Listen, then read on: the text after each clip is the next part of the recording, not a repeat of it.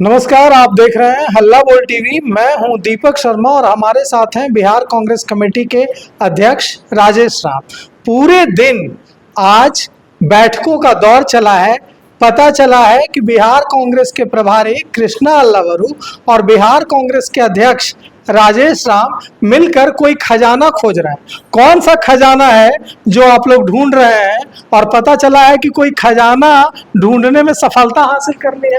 देखिए, ऐसा है कि खजाना पॉलिटिकल पार्टी राष्ट्रीय कांग्रेस पार्टी का खजाना वो है कि हम संगठन सृजन साथी अभियान में आज हमारा ब्लॉक अध्यक्ष की चयन की प्रक्रिया जो एकदम एक एप्लीकेशन के माध्यम से शुरू हुआ था और आज हमने 162 प्रखंड अध्यक्षों का चयन हो गया।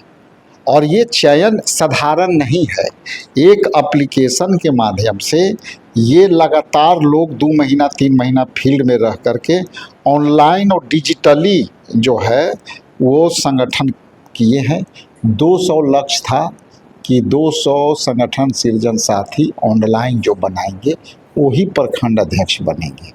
अभी ये स्थिति है कि अभी हमारे पास जितने प्रखंड अध्यक्ष बने ऑटोमेटेड तरीके से, जैसे देखिए यहाँ पे है ब्लॉक अध्यक्ष, ये हमारे कैंडिडेट हैं। अब जैसे देखिए सुनील कुमार ये चयनित हो गए होंगे, ये 1000 वो बनाए, उनको लक्ष्य था मात्र 2000 करना। इसके बाद उसी तरह से दिलीप राम 987 कर चुके हैं, उनको 200 का लक्ष्य था। तो ये लोग इसी प्रक्रिया से आए हैं, इसी प्रक्रिया से चयन भी हुए। और ये इस प्रक्रिया में आप सवाल कर सकते हैं कि इस प्रक्रिया से क्या होगा। तो इस प्रक्रिया से आप देखे होंगे कि कांग्रेस पार्टी में एक नई परिपाटी थी जो हमने शुरू किया। एक परिपाटी ये था कि हम संगठन सृजन जब कर रहे थे तो नए जिला अध्यक्षों के अपने कार्यकाल में 2 बार बदला और संगठन सृजन के माध्यम से हमने 53 जिला अध्यक्ष चुना, जबकि जिला पहले हमारे 40 गो था। तो कई जिले बड़े थे तो हुआ हमने 2 जिला अध्यक्ष दे दिया ताकि सरलता और सुगमता और पहुंच से काम हो गए। और ब्लॉक अध्यक्ष, पीसीसी, प्रदेश कांग्रेस कमेटी, इसी प्रक्रिया से चयन होगा। और इस प्रक्रिया से सबसे खासियत ये है कि ओटीपी के माध्यम से एक मोबाइल में एक ही ओटीपी आएगा और यदि 200 आदमी के पास जाना है तो उसी हिसाब से लगभग लगता है कि आपको 100 आदमी के पास जाना पड़ेगा। मान लो तो 100 आदमी के पास जा करके उसको फिर वोटर आईडी डाल के फिर सेल्फी लेना है। जो व्यक्ति बन रहा है उसको बिना सेल्फी बिना सबमिट नहीं होगा। तो ये जो प्रक्रिया के माध्यम से पूरे हमारे ब्लॉक में 162 लोग चयन हो गए। इसमें सबसे खास बात ये है कि इनको कहीं भी पैरवी पर जाना नहीं है, किसी भी लीडर, सीनियर लीडर और प्रदेश अध्यक्ष के पीछे नहीं घूरना है। वो अपने वो संस्कृति खत्म हो गई। वो जो परंपरा, रिकमेंडेशन की परंपरा ये जो है खत्म हो गई। अब अपना रिकमेंडेशन यहाँ खर्च करता का ये प्रखंड अध्यक्ष बनना है, प्रदेश में सेक्रेटरी बनना है, जनरल सेक्रेटरी बनना है, तो आपको अपने चुनना है अपने आप को। और एक तरह से ये वोटिंग है। यदि हम आपको चयन कोई कर रहा है तो वो अपना समर्थन दे रहा है आपको, और समर्थन 200 लोग प्रखंड अध्यक्ष को दे रहे हैं तो 200 लोग का आप समर्थन प्राप्त होकर के हुए हैं। तो ऐसी बिहार में, ऑल ओवर इंडिया में ये पायलट प्रोजेक्ट बिहार में ही प्रयोग हो रहा है और ये बहुत सफलता के साथ लगभग 1.25 लाख 1.5 लाख लोग अब तक बन चुके हैं इस माध्यम से। देखिए, कहा जा रहा है, जो मेरे पास जानकारी आई, मैंने देखा, हमारे संवाददाता ने भेजा, जब आप सीमांचल गए वहाँ जो भीड़ उमड़ी और जो आपका स्वागत हुआ वो अभूतपूर्व था। ऐसा लग रहा था जैसे जान फूंक दी गई है। तो आप लोग उन इलाकों में, जिन इलाकों में अब तक कांग्रेस कार्यक्रम करने तक से बचती थी कि आरजेडी का इलाका है, वहां आप घूम रहे हैं, वहां कांग्रेस को पुनर्जीवित करने की कोशिश कर रहे हैं। निशाना कौन है? क्या आप आरजेडी का जो टैग है उससे एकदम अलग होना चाहते हैं? देखिए, निशाना मेरा सीधी साधी है। चुनाव में कई सवाल आप लोग को आते थे और हम गठबंधन में तब जाते हैं जब हमारे पास अपनी कुछ ताकत कमज़ोर हो। हम ये निर्णय तो नेतृत्व लेते हैं, लेकिन अभी जो हमारा निर्णायक और जो पूरी ताकत और फोकस है वो संगठन पर है। और जिस दिन संगठन आपके पास हो जाएगा तो आप कुछ भी सोच सकते हैं, कुछ भी सोच सकते हैं। कुछ भी सोच सकते हैं। तो हम अभी हमारा अभियान जो संगठन सृजन साथी अभियान है, साथ ही साथ वो जो है वो मैंने देखा जब आप उस सीमांचल में गए तो किस तरह से विशाल भीड़ स्वागत में उमड़ी, और आपको कैसा महसूस हुआ वो देख करके कि कांग्रेस उन इलाकों में अब भी उतनी मजबूत है? कांग्रेस वहाँ जाने के बाद दो फीलिंग मुझे स्पष्ट आई कि कहीं ना कहीं हम लोग उन्हीं को हवाले छोड़ दिया था, और हमें लगा कि नहीं, हम यहाँ हमारी पोटेंशियल सबसे ज़्यादा है। और हमने डॉट्स में एक एक दिन में 3-3 संवाद कार्यक्रम, बच्चों के साथ संवाद कार्यक्रम, उनकी प्रॉब्लम क्या है शिक्षा दीक्षा को लेकर के, कैसे वो त्राहिमाम में जी रहे हैं। इसके बाद महिलाओं के साथ चूल्हा चौकी संवाद, कि उनके चूल्हा चौकी कैसे चल रहे हैं, घर खेत खलिहान कैसे चल रहे हैं। इसके बाद वहाँ स्थानीय किसानों, जो मक्की के मुख्य उत्पादक क्षेत्र है सीमांचल, आज वहाँ के किसान रोड पर सारा मक्की छोड़ गया। आप जाएंगे तो पूरे रोड पर मक्की का दाना मिलेगा आपको बिछाया हुआ। किसान को मैंने देखा कि तर बेतर हो रहे हैं, सड़क पर छोड़ दिया, छोड़ा हुआ है। उनके खरीदने वाले लोग नहीं है। वहाँ के पहले जो रेट था एमएसपी वो 23 से 24 रुपये था, आज लोग 1200-1300 में बिचौलियों लेने को तैयार नहीं है। तो मतलब ये जो आपका संगठन सृजन है, इसका मकसद यही है ना कि पार्टी को पूरी तरह से अपने पैरों पर खड़ा करना, और जो पिछलग्गू का टैग है उससे पूरी तरह से धो देना उसको। बिल्कुल। हम कमज़ोर कहाँ थे? देखिए, हम कमज़ोर जो मैं महसूस करता हूँ और हमारे नेता भी जो महसूस करते हैं, राहुल गांधी जी, हमने इतना दिनों में लीडरशिप नहीं दिया। यदि आप किसी पद पर हो तो आप आसपास में बैठने वाले को ही मौका दिया और उसी को अपने संगठन मान लिया। हमारे समय में, हमारे प्रभारी कृष्णा लाडू के समय में वो परंपरा नहीं है। यदि आप मजबूत हो तो आपको ये टास्क करो, टास्क से मजबूती आएगी। आप अपने टास्क करके आगे आओगे, एग्जामिनेशन पास करो, संगठन में जुड़ जाओ। तो मेरा लक्ष्य है कि संगठन जिस दिन हमारी मजबूरी होगी, हमारी मजबूरियां तब होती है जब हम खुद अपने आप को मजबूत नहीं कर पाते।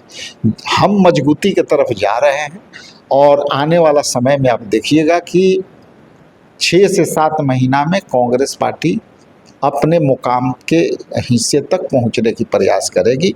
तत्काल में हमारे कई चुनाव है, स्थानीय चुनाव है, एमएलसी का चुनाव है, हम भी उस पर भी गंभीर नज़र है हमारा। बांकीपुर पर क्या है?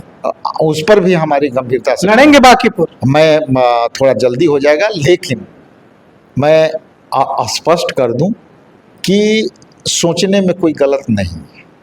कोई गलत नहीं है, सोचना कोई बुरी बात नहीं है।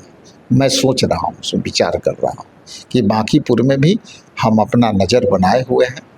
और एमएलसी चुनाव, एमएलसी पर भी हम, जैसे कोसी है और शिक्षा है, उधर भी हमारा फोकस है।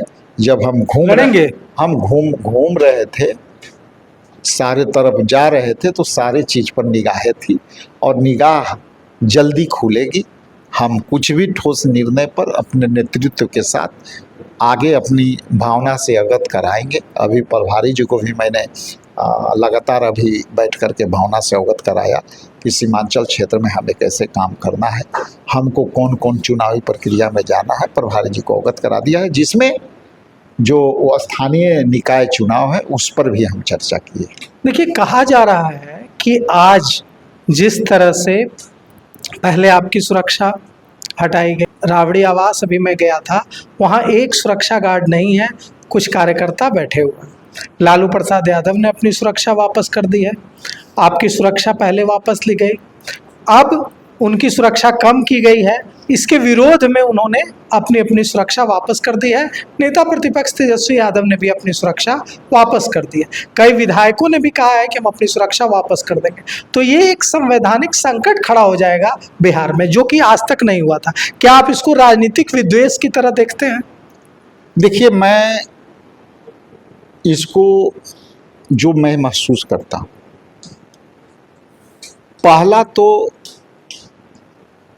ये दुर्भावना से ग्रसित है। जिस तरह से केंद्र सरकार हर एक एजेंसियां को दुर्भावना से ग्रसित होकर के कार्य करते हैं, दुर्भावना से ग्रसित होकर काम करते हैं, उसी तरह से यहाँ भी किए हैं।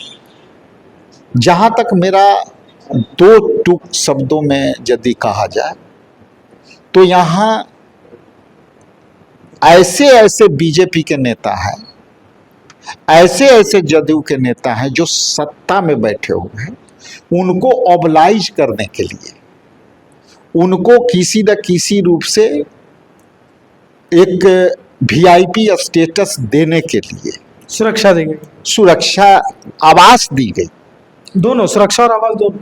और सुरक्षा के जो मानक है, जो खुद गृह विभाग बनाती है कि यदि हम असेसमेंट करते हैं किसी व्यक्ति का, चाहे वो नागरिक हो, पॉलिटिकल आदमी हो, या व्यवसायी हो, या अन्य कोई व्यक्ति हो, यदि उसके ऐसा महसूस होता है और वो आकलन के लिए आवेदन करता है कि मुझे सुरक्षा मिलनी चाहिए, तो बाज़ाब्ता इसका सुरक्षा कमेटी है जो बिहार के गृह सचिव हैं, डीजीपी हैं और सुरक्षा एडीजी है।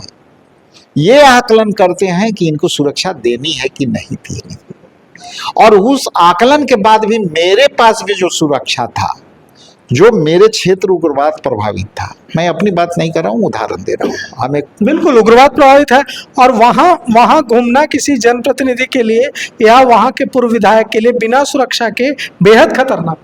तो अब देखिए, कई ऐसे मंत्री हैं और कई ऐसे मंत्री पुत्री हैं जिनको डबल लेयर सुरक्षा है। वो कैटेगरी में, जिन कैटेगरी में दिए गए हैं, उस कैटेगरी के विपक्ष में कई लीडर जो है मतलब एलिजिबल है, वो सारी अहर्ताएं पूरा करते हैं, लेकिन उनको नहीं।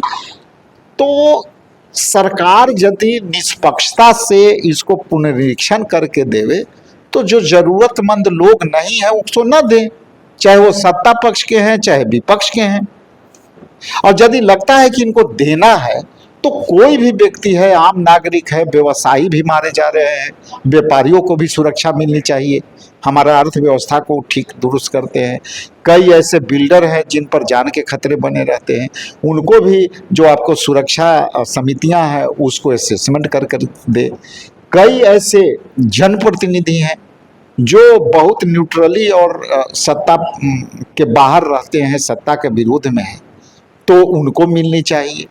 कई ऐसे जो पदाधिकारी हैं जो ऑनेस्टली काम करते हैं, उनको भी असेसमेंट की ज़रूरत है, तो उनको भी उनके आकलन कर करके देनी चाहिए। लेकिन आप स्पष्ट रूप से दुर्भावना से ग्रसित होकर के आप वैसे व्यक्ति को सुरक्षा दे रहे हो जो केवल वीआईपी कल्चर को बढ़ावा देता है। देखिए, हम लोगों ने जब विधानसभा चुनाव के दौरान भी बिहार के विभिन्न हिस्सों में हम लोग घूमे थे, तो उस समय जनता लगातार कह रही थी कि हम त्रस्त हैं, परेशान हैं सरकार से, लेकिन वोट इस डर से नहीं दे रहे हैं कि कहीं वोट दिया तो फिर जंगल राज ना आ जाए।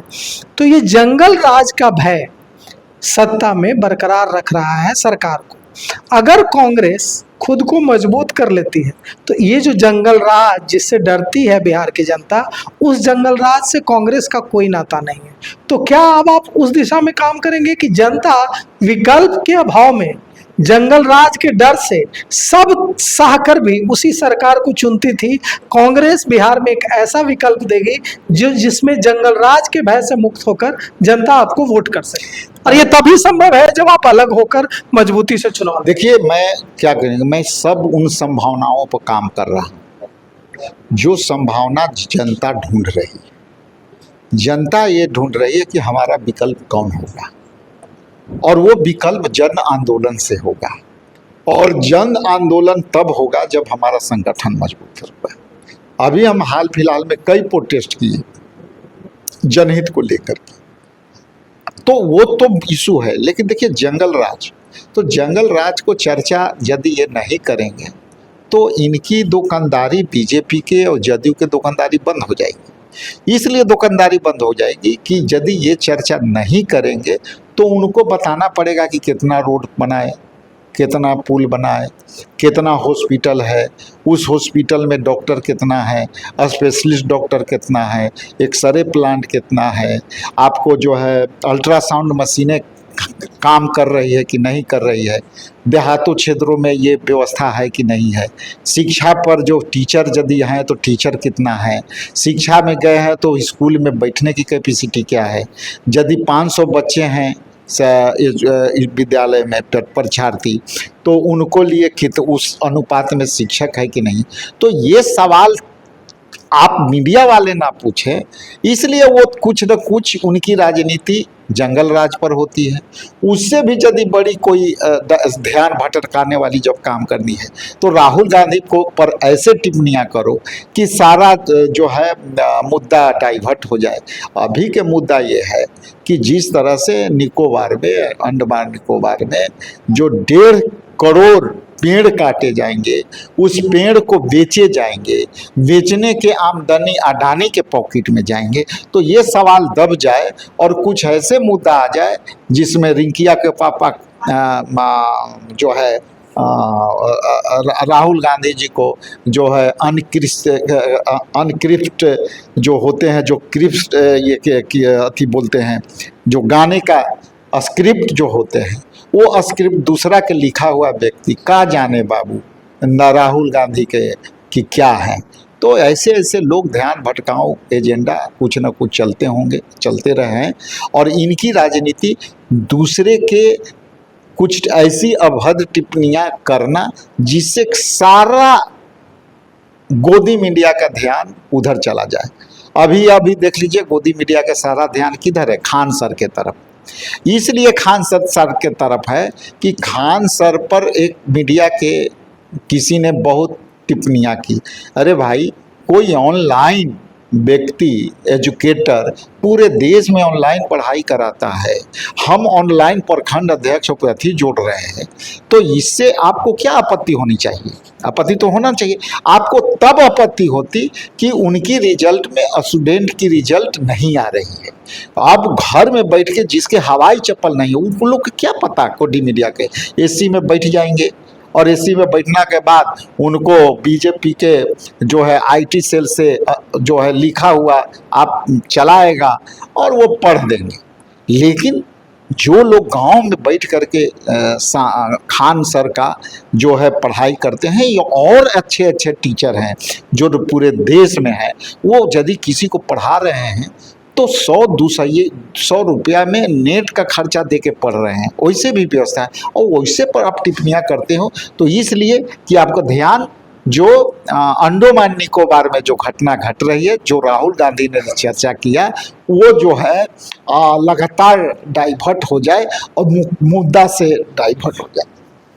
तो देखिए, जो कहा है, जो सवाल उठाए हैं बिहार कांग्रेस कमेटी के अध्यक्ष ने, वो सवाल बड़े अहम हैं और इन सवालों का जवाब अब सरकार को देना होगा। इन सवालों का जवाब अब गृह विभाग को देना होगा कि सुरक्षा अगर तय की जाती है तो उसका आधार क्या है, सुरक्षा अगर वापस ली जाती है तो उसका आधार क्या है, और जिन लोगों को सुरक्षा दी गई है उनमें क्या ऐसा है जो उन्हें सुरक्षा दी गई है, उनके लिए क्यों नहीं मानक है। तो अब इन सवालों का जवाब सरकार दे, और जनता में जो इसे लेकर आक्रोश है वो बढ़ता ही जा रहा है। तो फिलहाल इस पेशकश में इतना ही। आगे की खबरों के लिए देखते रहिए हल्ला बोल टीवी। शुक्रिया।